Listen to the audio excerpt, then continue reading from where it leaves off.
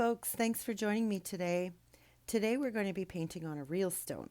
I went down to southern Ontario and I went and did some rock hunting. And I picked up all of these rocks from the Mad River. So, these are my Mad River rocks. And today, we're going to do a sunset scene with some water reflection. Um, I love painting on these rocks because the majority of them are flat and smooth to the most part. But I love the different shapes that they come in. And that's why I like painting on them. And so what I did was I put a black base down on the shape of the rock, but I left sort of like a border of the rock. Now, remember when you resin, this rock is actually going to be a lot darker than what you see right now, and you'll see that at the end. But if you ever want to know what your rock is going to look like once it's resined, just wet it with some water, and that will be a very good indication as to what it's going to look like. And it might help with the choice of colors that you use. Now, the colors that I'm using, they're all listed in the description below, the brands and the color names. But that doesn't mean you have to use what I'm using. This is just suggestion. It's just to give you inspiration. Um, but it's really whatever you have in your stash or in stock. That's all I've done is I've just grabbed some colors that I really liked and put them together. So I threw on some blue colors and threw in a strip of yellow in the middle. And I'm just blending the top part together. Down below is the water, and that's why I left it sort of like with the brush strokes in it, because that helps me with giving the reflections, because the water's moving and you kind of want the uh, difference of, you want movement, you want to see the movement. So the brush strokes really help with that. Um, and then I blended on the top part, and as you just saw, I used a wide brush to sort of smooth everything together because it's the sky, so I kind of want it to be more smooth than the water part. And then what I'm doing now is I'm just adding a little extra of the light blue to give sort of like the wave kind of thing. So that's what I did there, and now I'm going to add in some clouds. So I start off with just white, and I thought, hey, let's make this fun, and I'm going to go with some pink clouds. Now, this does happen in nature when there is a sunset and the sun's just setting, and if the sun is really bright red, it throws a reflection onto the clouds and makes them look pink, and sometimes you see some purples and some um, oranges. It's actually really beautiful. Sunsets are my favorite. Um, I'm the color that Mother Nature gives us is absolutely amazing. So that's what I was trying to capture on this. So I'm just blending in with my little blending brush, and I'm sorry, sometimes my hand gets in the way and you can't really see what I'm doing, like right now. But I am just putting on some darker colors, and I'll blend that in with some lighter pink, and I will be putting in some white. For the most part, I don't really follow rules when it comes to painting. I don't have any kind of an education behind me to teach me how to paint. I did this all on my own. I've been painting for a very long time. However, there is one that I do kind of follow, and that's all about light source. So your lights and darks. So it's not there right now, but there will be a sun in the center, right at the horizon of where the water meets the sky. So you have to remember where your light source is so that you can cast your shadows and you can have your light reflections in the right spots. And that's really what makes it look more realistic. So what I did with the clouds is the dark part is the top of the cloud, and that's your shadow. And then the bottom is the light part because the sun is going to be casting its light onto the bottom of the clouds. So that's what I did, and that's what I'm doing right now, actually. So I'm just blending back and forth, lights and darks.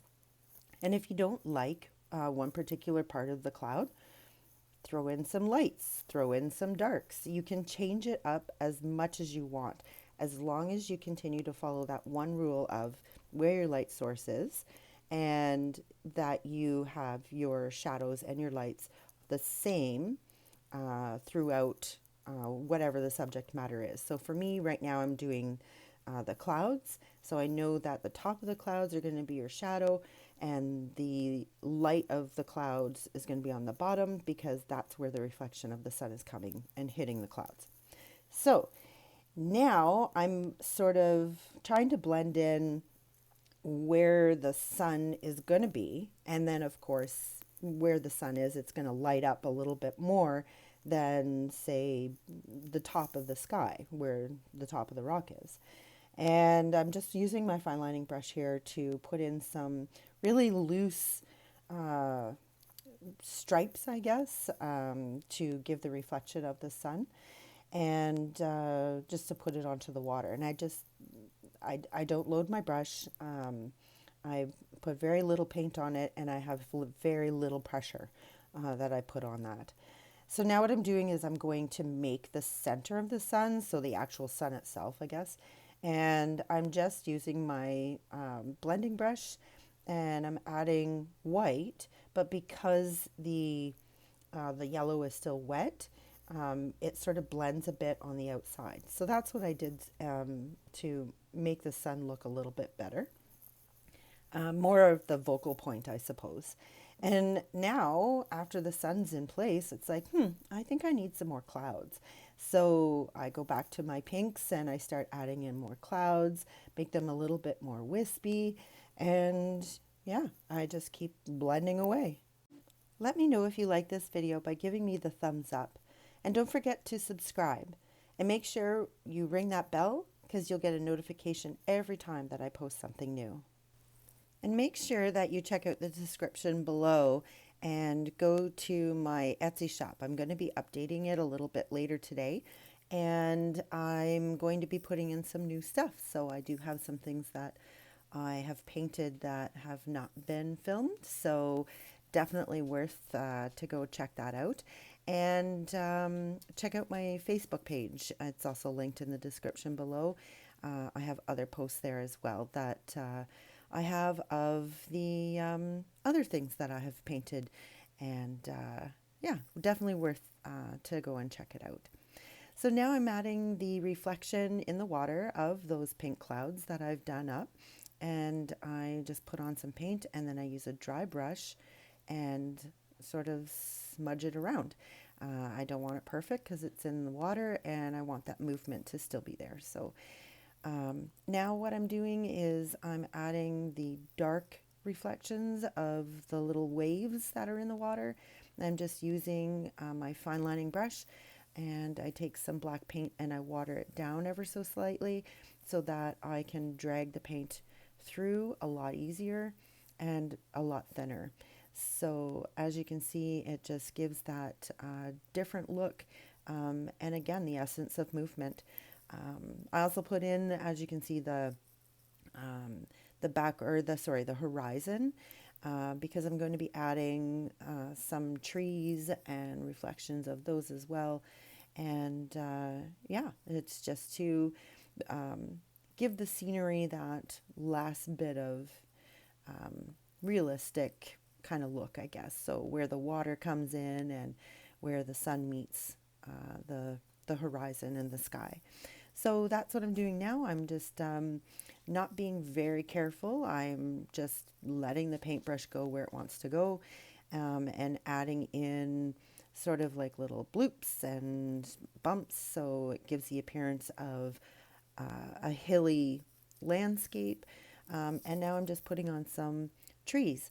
So in this part, all I'm doing is I'm using my fine lining brush, and again, I'm using the watered down black paint, and I'm just pushing my brush up. So it gives that appearance that there are trees way off in the distance, and it's a great big forest, And that's what I was really going for. Then I wanted it to sort of look like it's jutting out into the river. Or sorry, I guess it's a lake. It could be a river.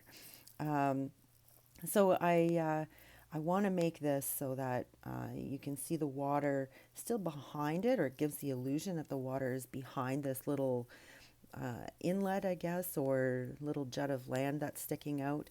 And then I wanted to sort of make it symmetrical. So this kind of then gives the appearance that maybe it's a lagoon or something of that nature, that's sort of like a hidden treasure off the beaten path. And so I make a little piece of land that's sticking out a little bit further. And it really does make it look like that the river goes beyond, or the lake goes beyond. And I just put these little trees on.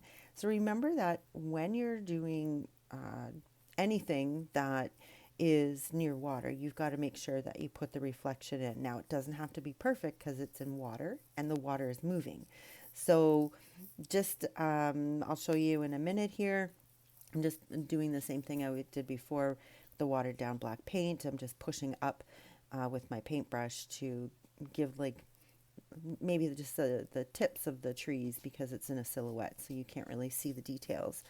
But then here I am, I'm putting the tree in, and I'm just very, very, very lightly touching the surface of the rock and just squiggling it on. And it gives that illusion of the reflection. And that's how you do it. And so I'm just fixing up a little bit more of the background, the landscape or the horizon, giving it a little bit more of definition or character. So it's not so just straight. Mother Nature's not perfect. So I really wanted to give the illusion of that. And then doing the same thing again, but doing it a lot in shorter strokes. So that way it looks further away. So if you